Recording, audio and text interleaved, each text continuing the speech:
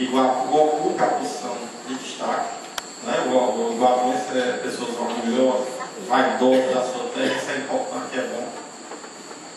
Só que essa prova já aconteceu, sobre ela, agora só rezar, hoje só rezar, não tem mais o que fazer, né? Já foi feito. E eu acredito e acompanhei muita coisa que foi feita para Iguatu estar nesse patamar. Mas tem o 2012. Tem o 2012, embora ele não esteja mais prefeito no próximo ano, mas esse resultado ainda é relativo às gestões dele. Então aqui eu venho me unir a esse pedido dele, esse esforço. Eu acho que é importante que Iguatu ocupe a posição de destaque em relação à educação. O Estado tem aí seus 184 municípios e nós temos aí 120 municípios com verde escuro.